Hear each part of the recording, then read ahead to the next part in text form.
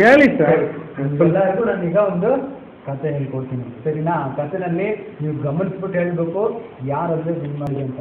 ಒಂದ್ಸತಿ ಏನಾಯ್ತು, ಮೊಲಗೂ ಆಮೆಗೂ ರನ್ನಿಂಗ್ ರೇಸ್ನ ಇತ್ತು. ಏನಾಯ್ತು?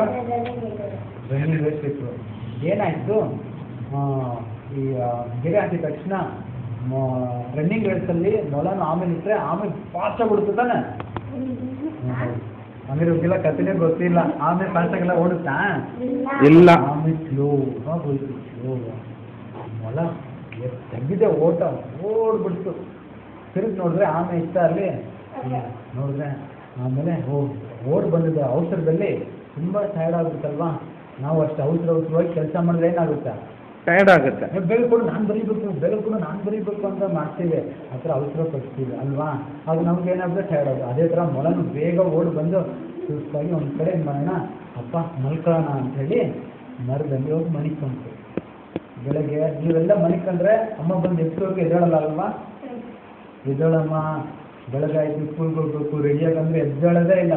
ಇಲ್ಲಮ್ಮ ಇನ್ನೊಂದು ಸ್ವಲ್ಪ ಹೊತ್ತು ಮಲ್ಕೋಬೇಕು ಅಂತ ಹೇಳ್ತೀರ ತಾನೆ? ಹೌದು. ಹಾಂ, ಆ ಥರ ಮನಿಕೊಂಡಿದ್ರೆ ಏನಾಗುತ್ತೆ ಗೊತ್ತಾ?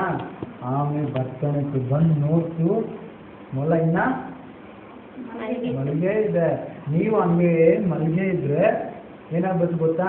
ನಮ್ಮಮ್ಮ ಏನು ಗೊತ್ತಾ ಮಾಡ್ತಾಳೆ, ಮನ್ಕೊಂಡಿದ್ದು ದಿಢೀರ್ ಅಂತ ಲೇಟಾಗಿ ಆಗ್ಬಿಟ್ಟು ಅಂದ್ರೆ ಎಲ್ಲಿ ಶೂ, ಎಲ್ಲಿ ಬ್ಯಾಗು, ಹಂಗೆ ಹಿಂಗಂತ ಹಿಂಗೇನು ತಿನ್ನಲ್ಲ. ಟೀಚರ್ ಬೈತಾರೆ ಓಡ್ತಾಳೆ, ಸಮ್ ಟೈಮ್ ಹೊಡಿತಾರೆ. ಆಗ ಆಮೇಲೆ ನೋಡ್ತು, ಮೊಲ ಮಲಗಿದ್ಯಾ ಅಂತ ಹೇಳ್ಬಿಟ್ಟು ದಾಟ್ಕೊಂಡು ಹೋಗಿ ಆಮೇಲೆ ಜಿನ್ನ ಆಗ್ಬಿಡ್ತು. ಗೊತ್ತಾಯ್ತಾ? ಇನ್ಮೇಲೆ ಹೆಂಗಿರ್ತೀರಾ, ತುಂಬ ಅವಸರನೂ ಕೊಡಬಾರ್ದು, ಮತ್ತೆ ತುಂಬ ಹೊತ್ತು ನಿದ್ದೆ ಮಾಡಬಾರ್ದು. ಆಮೇಲೆ ಕರೆಕ್ಟ್ ಟೈಮ್ಗೆ ಎದ್ದೊಳಗ್ಬೇಕು. ಸರಿನಾ? ಮಾಡ್ತೀರಾ? ಇಷ್ಟ ಆಯ್ತಾ ಕತೆ? ಸೂಪರ್. ಎಲ್ಲ ಕ್ಲಾಸ್